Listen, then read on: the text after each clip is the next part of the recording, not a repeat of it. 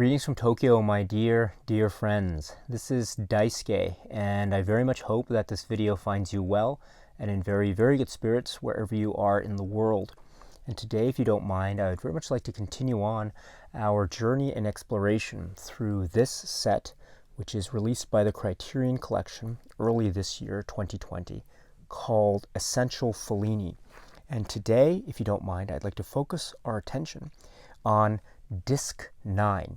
The 9th disc included in this set sets forth the film, which is directed by Fellini and stars Giulietta Messina, and this is from 1965.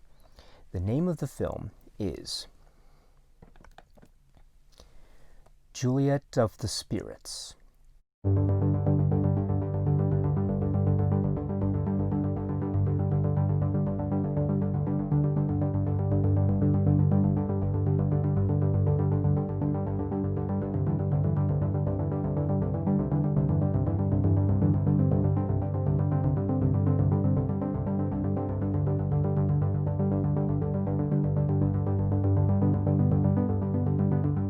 This is the film from 1965, and please pardon me for my poor Italian pronunciation, but the title in Italian is Juliet degli Spiriti. In English, it is Juliet of the Spirits. This is a film that is directed by Federico Fellini, and the camera work is by Gianni di Venanzo. It is a color film. It is a Technicolor film. It is, of course, not the first foray by Fellini into the world of color film, but it is the first feature-length film directed by Fellini in his catalog of films, Juliet of the Spirits. The story, incidentally, is also credited to Fellini as well as to Tullio Pinelli, with the screenplay credited to Fellini and Pinelli as well as to Ennio Flaiano and Brunello Rondi, and then music by Nino Rota, and also the production design and costumes contributed by Piero Gherardi and others. So we have seen a number of these collaborators and artists work with Fellini before, and so now we see them again here, working with him on this film, Juliet of the Spirits. We also see, of course, another great collaborator return to the world of Fellini's films. That is Giulietta Messina, who plays the lead role of Giulietta, or Juliet, here. And she plays the role of a woman who is married to her husband, Giorgio, and they are quite well off financially. They live in a very comfortable situation. They are, we understand they are probably upper class in terms of the fact that they live in a big house. They have maids that help them in the housework, and they enjoy a certain degree of wealth and financial comfort. In this situation, we understand, or we realize, that perhaps the husband is not as faithful as Giulietta might otherwise understand him to be. And so therein lies the plot device, or the plot situation that leads the story forward in terms of Giulietta discovering the fact that her husband may be having an affair. And the voyage or discovery to this realization leads to the opportunity for the film to examine the Giulietta character in cinematic terms, in film terms, on a type of journey of self-discovery and self-realization. And part of that journey has to do with the almost the experimental way in which Giulietta is trying to come to grips with who she is in the context of this sudden news about her husband.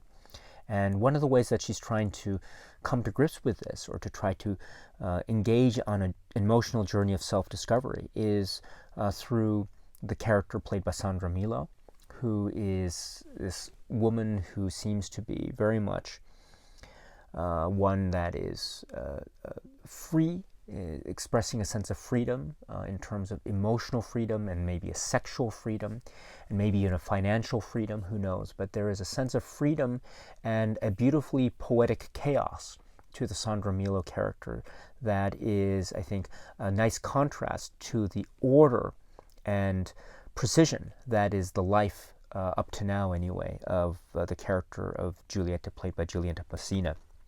So we have yet another emergence, if you will, of a juxtaposition of a dynamic duality between the order that is exemplified by Giulietta, and then also the chaotic freedom that is exemplified by the Sandra Mila character. So that is yet another dynamism that we have seen shown in many other examples in past Fellini's works. We also see this opportunity for a self-realization or self-discovery on the part of Giulietta. And this is, again, leading the way in cinematic avenue terms of the character perhaps trying to find some kind of way to deal with the emotional chaos that has arisen due to this discovery of her husband being unfaithful. And that avenue, or one of the possible avenues, is an exploration of her own desires and emotions and feelings that perhaps might have to do with something physical or sexual or carnal, or it might have to do with something spiritual and moral and emotional. And when we get to the latter in particular, that then leads to other modes and avenues of self-discovery that have to do with Giulietta herself and her character and her past and her childhood.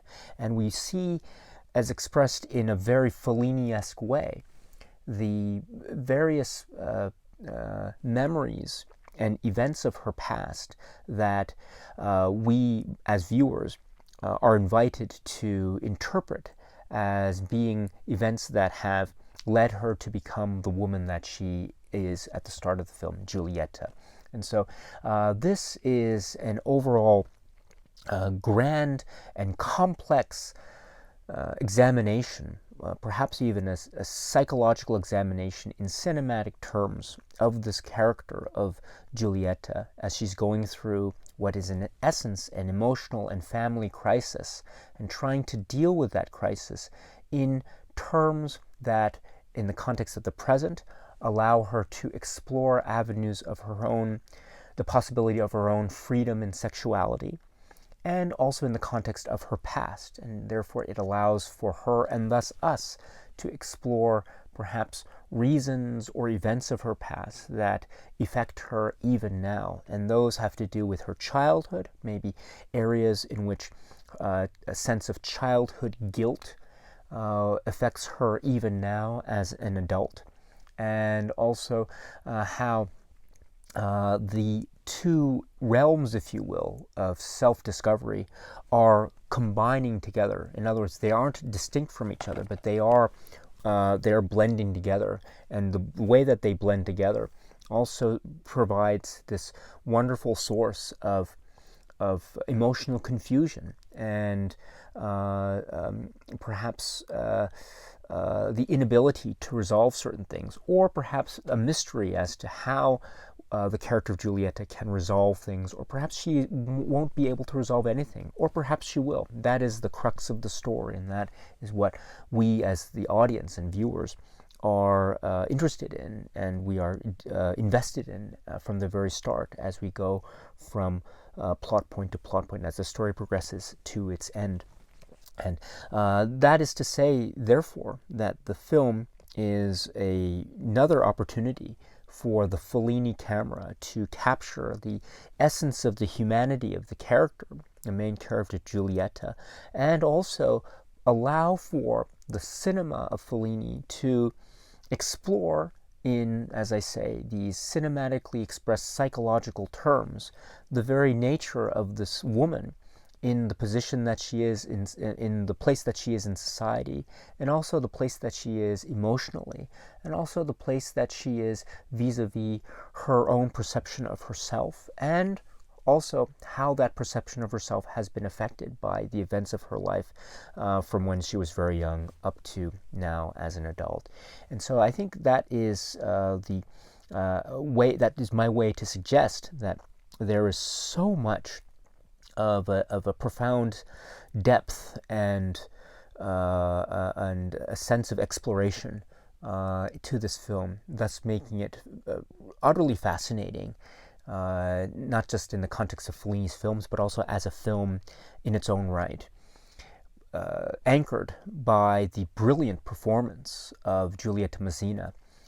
Of course, we know that Giulietta Mazzina, has appeared in many other Fellini films, but for me, I think it is always so rewarding to watch what could be, in a sense, to be the trilogy of Mazzina roles. Of course, as I say, these aren't the only Mazzina roles in Fellini's films, but the three main roles up to this period are, for example, her role in La Strada, Gelsomina, and then her role in Knights of Cabiria as Cabiria, and now her role as Giulietta in Giulietta degli Spiriti. So Gelsomina and Cabiria and Giulietta, these three characters are distinct, they are separate, and they each have their own respective issues. They all come from different parts of society, arguably, with Giulietta being someone who is from, say, the upper classes, which is, I think, a marked difference from the character of Gelsomina or the character of Cabiria. And yet they have this sense of self-worth and dignity, even if it might be a self-worth and dignity that is challenged or that is maybe in a state of confusion, emotional confusion, such as that which we think that Giulietta is experiencing based on the news that she receives. But she is still trying to maintain a sense of dignity and decorum about her and what it is she is trying to do. But this also gives way to these compare and contrast moments. Giulietta is someone who seems to have an outer way of expression versus what is inside. And we have seen in past films, for example, in Cabiria, Knights of Cabiria, we have seen instances where characters played by Mazzina so brilliantly capture the contradictions of the human experience, both the highs and the lows.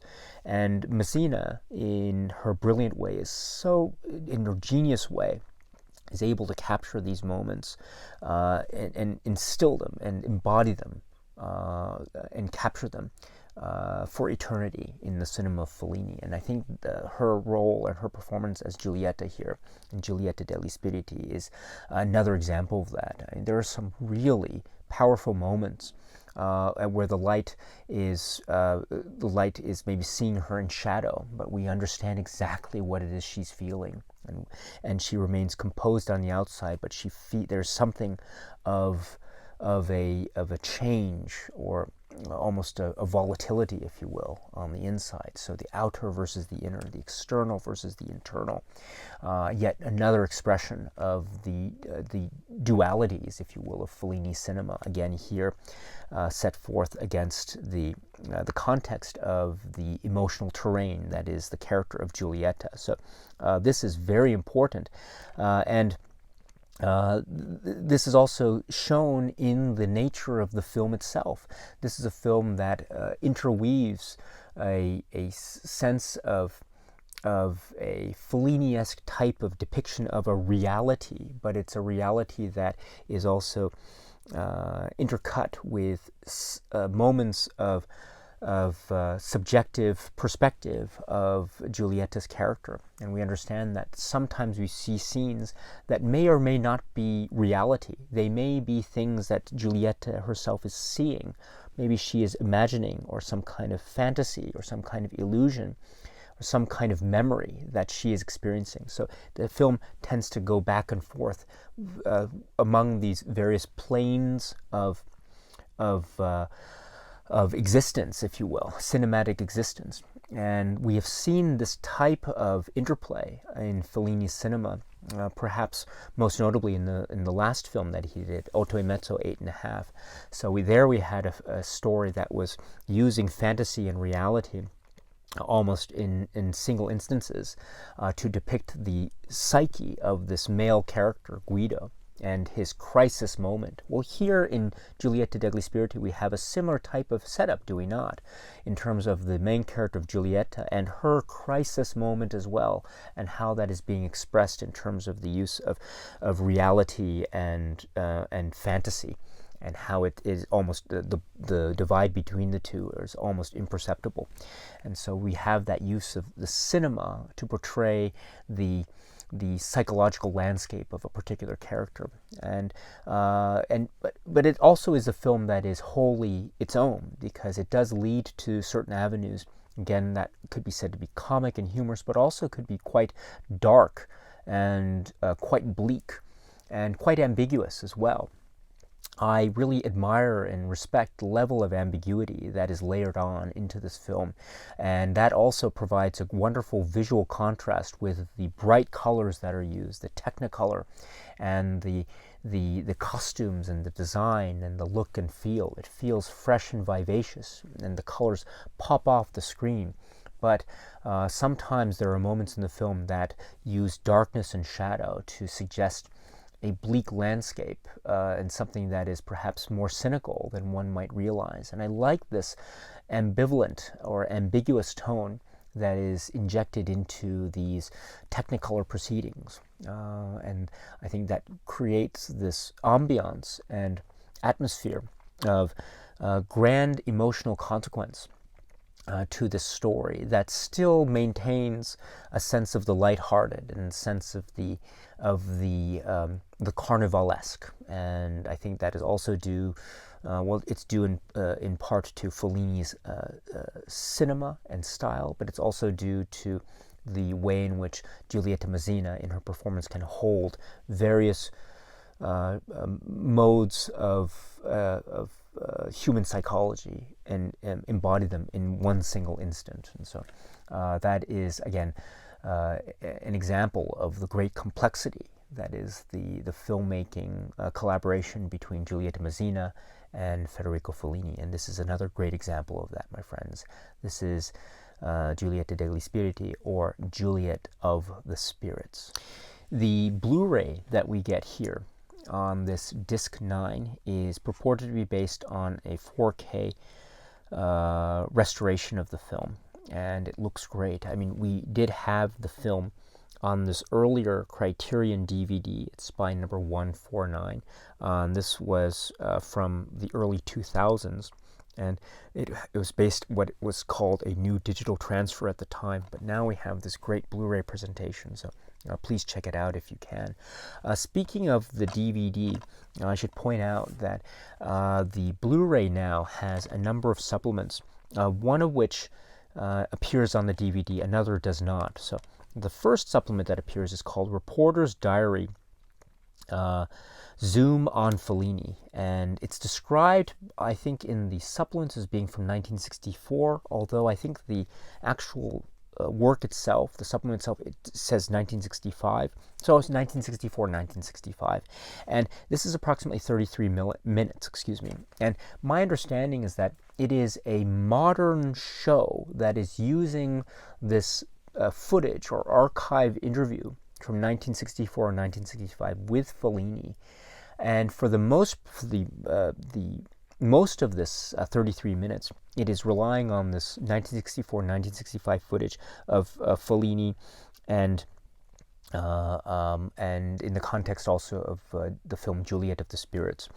And then for the remaining moments, it goes into the present, as it were, and actually has a conversation with Fellini, friend and expert Tullio Casice, and he speaks about certain aspects of the film, the carnival aspect of Juliet degli Spiriti, etc. So this is a great supplement to see, again, the artistic temperament, of Fellini, and also during this time when he is making or about to make Juliet degli Spiriti, and also a contemporary take by Fellini friend and expert Casice. So the Reporter's Diary, Zoom on Fellini.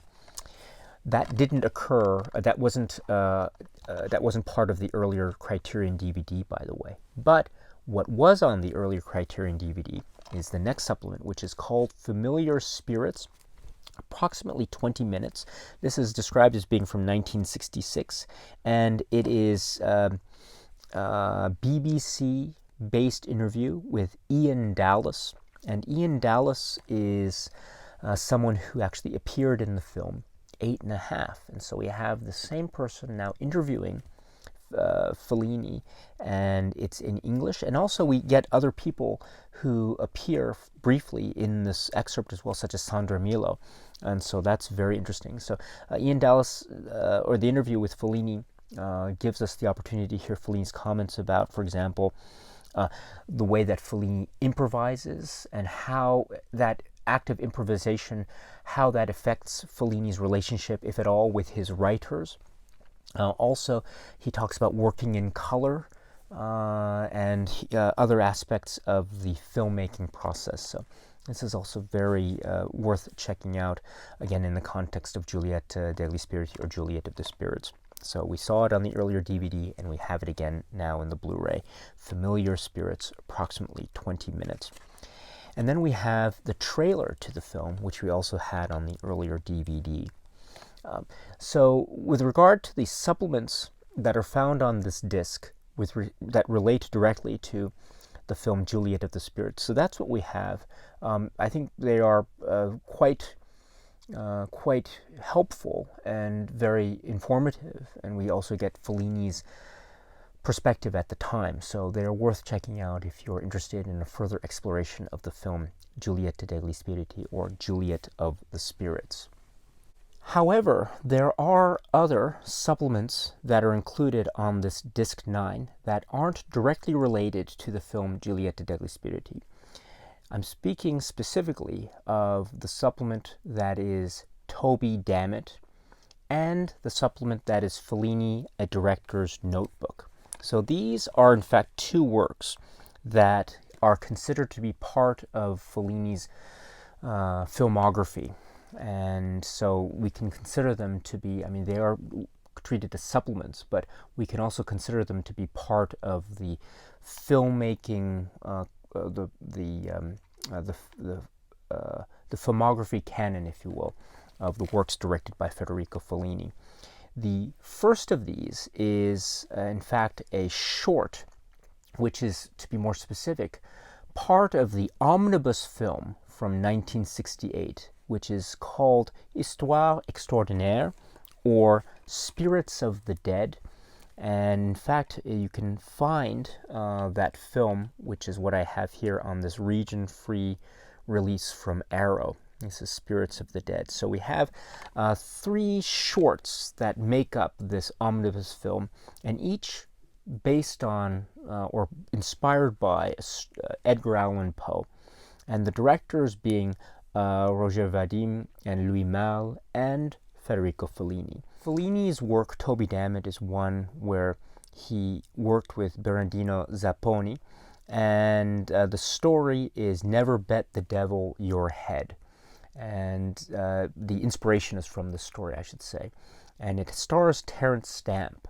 And Terence Stamp is this actor who is in a very interesting place in his life in terms of how drink has affected his life and his personality and his career. But he is agreeing to go to Rome, or this Fellini type of construction that is Rome, or fantasy type of depiction or interpretation. And he also is experiencing these visions of this young girl in white and a bouncing ball. And this leads to a number of scenarios that are doing a number of things that very effectively. First, it is showcasing the brilliant, grungy, almost punk aesthetic performance by the great Terence Stamp. I mean, this character of Toby Dammit is one of the great characters in Fellini's films, and the way that Terence Stamp portrays him is just brilliant. So that's one of the reasons why this is a great work. Another reason is, of course, the nature of the film is one where it is another expression of the fantastic constructed world of Fellini-esque cinema and the beautiful poetic artifice that is generated, that gives that leads to interpretations of illusion and fantasy that we have seen expressed in films like, say, 8½, or Juliet of the Spirits, and we will see also perhaps expressed in films like Fellini's Satyricon. So this work, Toby Dammit, is another expression of this mode of Fellini-esque cinema. And it's a really brilliant portrayal of this, because the set pieces are really great, the use of colors is quite moody and ethereal, and the way that stages and reality are portrayed, bridges and roads have this artificial feeling to it, which is, again, very brilliant and so Fellini-esque. So this is another expression of the Fellini cinema. And another reason why it's so effective is that while being this expression of Fellini cinema, it is also, to put it another way, a kind of underbelly, if you will, of that expression. If we were to think about films like, say, 8½, or Juliet of the Spirits, or even a film that we will talk about later, which is Fellini's Satyricon, there is still this sense of the vibrant and the energetic. Granted, the type of energy that is depicted might be somewhat grotesque in some places, or perhaps even dirty in some places, but still there is this energy of life that is being expressed in various places. Here in Toby Dammit, that type of energy, I think, is being expressed in a much more sinister and scary horror genre type of way. That is very creepy, in fact.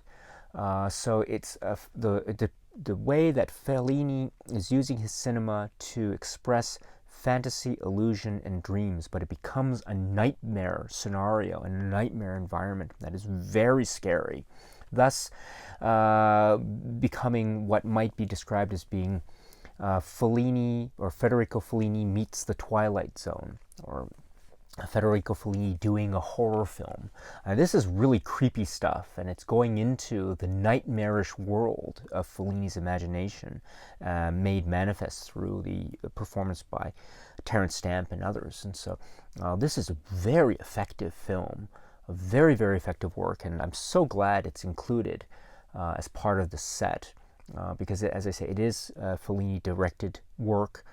It is a short component, or it's a short work because it's part of an omnibus film. We know that Fellini has directed other components of other omnibus works that aren't included in this set, and I'll probably refer to those in a separate video towards the end of this series. But at least we have this component, Toby Dammit. In case you're interested, you can also find the full film, for example, on this Arrow release. And I should say, too, that the Criterion release describes it as being a recent restoration. So it looks like we're getting a quality or presentation that it seems to be slightly different than what we got here. This Arrow release, incidentally, had the full film and two versions of it. The sort of English language version, or the version that relied on English titles, and then it has the option of having what's known as, maybe for some components, for example, the multi-language track or the Italian language track. And also there is a version that is a French version, and so that you can have French titles and also French language for the most part. And part of the thing that is very peculiar about these various versions is sometimes you can get, for example, in the context of Toby Dammit, sometimes you can get Terence Stamp's real voice, sometimes you don't. So just for your information, if you are interested, you can find other versions, like, say, on this Arrow release. However, the version that we're getting here from the Criterion Collection, included on Disc 9, I think is a very definitive version. We get, for example, Terence Stamp's voice, at least my understanding is that it's his voice. And while there are some subtle differences, very, very minor subtle differences in some of the soundtrack details, in some moments, say, of the version of Toby Dammit that we see here versus the version that we see here. On the whole, I think it feels like it's a definitive version. So you're getting a good version, I think, when you're relying on this.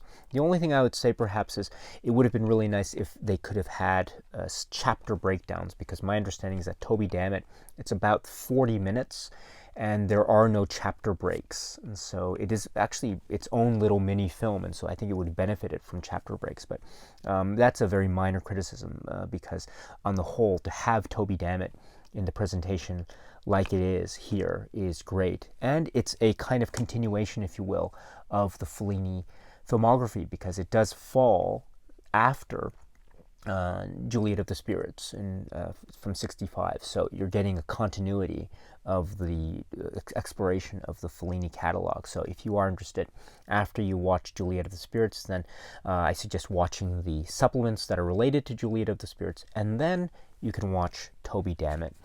And I hope you enjoy it, because it's really worth it. Again, it's Fellini makes a horror film in essence, and so it's really effective. And there are some shots that are just so creepy, really, really effective stuff. So that is Toby Dammit. Then the other major supplement is referred to, or it's called, Fellini Director's Notebook. And this is very important for purposes of Criterion. First of all, if we recall, the individual release of 8.5, among its supplements was in fact the short film, the 53 minute film, Fellini, A Director's Notebook. So we actually had it for 8.5, the individual release. For the set, we have it for disc 9, which is the disc which has Juliet of the Spirits. This is a 1969 film, and it's also credited as being by Federico Fellini. And so you're getting more continuity as far as the filmography of Fellini, which is very good. I would say also that this is being described as being a 2019 restoration of the film, though the Criterion explanation does admit that the original elements are of a certain level that maybe it might not look as, say, high quality as, say, other 2019 restorations, but that is not due to any fault of the restorers, but that's just due to the state of the quality of the working elements. And so this is probably the best that we can see it now, but it's still very good. I thought it looked pretty good on the earlier 8.5 individual release, but it looks very good now. So this is a documentary, kind of. It's one of these things where it has this idea of presenting a documentary of Fellini at work on various projects, talking with various people, Marcello Mastroianni, Giulietta Mazzina, and also exploring the landscape of Rome, which also has hints of films like Roma or Fellini's Satyricon and the like. This is, in fact, based on a collaboration with TV producer Peter Goldfarb from NBC, and the idea being that this could be Fellini's way to to talk about his works in this quasi-documentary or faux documentary mode that is, I think, also revealing sources of comic and humorous touches and tones. So this is also something that we will see later in Fellini's career, in works like The Clowns, if you will, or Intervista, where Fellini seems to be, or Orchestra Rehearsal, are films where he seems to be blurring the line between what seems to be on the surface to be some kind of documentary film, but perhaps there is more of a fiction element to it than meets the eye. I think that kind of treatment is also at play here in Fellini, A Director's Notebook, thus making it very fascinating in Fellini's own filmography. It's also very fascinating because, as we say, we also get to hear from people like Marcello Mastroianni and Messina, Giulietta Messina. Messina speaks, for example, about Knights of Cabiria and the so-called man in the sack sequence, which is something that we've spoken about when we talked about Knights of Cabiria. Also, and this is, I think, one of the most important parts of this film, in fact, this film also discusses to a certain degree, or deals with to a certain degree, the work that was planned by Fellini but was never made, unfortunately, by Fellini, and is referred to as the Voyage of G. Mastorna, or the Journey of G. Mastorna. Please note that the work itself, Director's Notebook, actually refers to it as Voyage of G. Mastorna. And there's another supplement, actually, which refers to the title as Voyage. But it's also been known, I think, more recently, including in the guide, which is part of the set, it's referred to as The Journey of G. Mastorna. But in any event, this is the work that was planned but was never made by Fellini due to certain circumstances. And it is therefore interesting to see the treatment of the discussion of this film, this unmade film, The Journey of G. Mastorna, here in this film, Fellini, A Director's Notebook, such that perhaps it could be said that this film, Fellini, A Director's Notebook, is in a certain way Fellini's way to work with or exorcise those things that he perhaps wanted to talk about to a certain degree, anyway, that he wanted to talk about when trying to engage in the endeavor of trying to make the film The Journey of G. Mastorna. So that is, I think, one of the reasons why this is a very valuable work. It's valuable for a number of reasons, of course, but one of which being the treatment and discussion of Mastorna, so which is a very important part of Fellini's career. In this period of his career, the mid to late 1960s. So this is another key part, I would say, of Fellini's filmography. So again, when you watch Juliet of the Spirits and you watch the supplements on this disc, you can then go to Toby Dammit, and then after Toby Dammit, you can then go to Fellini, A Director's Notebook, if you want to go in terms of chronology, because this is in 1969. And then combined with that, we have what is known as the Fellini letter, and this is a text of a letter that was written by Fellini to Peter Goldfarb, dated July 20th, 1968, and it in essence talks about the reasoning or some of the planning that Fellini had in preparation for this particular project that ended up becoming Fellini, A Director's Notebook. So this is, again, very fascinating insights into what it was he was trying to go for, so we can get a further understanding of how important and significant this work, A Director's Notebook, is, not just in terms of a discussion and exploration of Mastorna, but also how it seems to figure into the type of filmmaking mode that Fellini exercised in subsequent works like The Clowns, or Orchestra Rehearsal, or Intervista. So it's very significant, very important. So that concludes the supplemental breakdown that is included on Disc 9 of Juliet of the Spirits, or Giulietta degli Spiriti. So as you can see, there's a lot here. There's so much here to explore and examine. Not only are you getting a film, a great film from 1965, but you're also getting Toby Dammit, and you're also getting Fellini, A Director's Notebook. So you're getting essentially 3 works by Fellini in one disc, plus the supplements that are associated with Juliet of the Spirits, plus the film, of course, Juliet of the Spirits. So you're getting so much here in Disc 9. It's one of the great places to go. The set already is magnificent, and it's just, I mean, every disc is just great. And here is yet another example of that. Disc 9, which is setting forth Juliet of the Spirits, as well as Toby Dammit and Fellini, A Director's Notebook. So you're getting so much here, and I hope you enjoy it, my friends. Okay, my friends, so that's it for now. And so until we meet again, please be happy and healthy and well, and please keep on watching a lot of great, great movies. Thank you so much, as always, for your time. I very much appreciate it. Stay strong, stay safe, and cheers.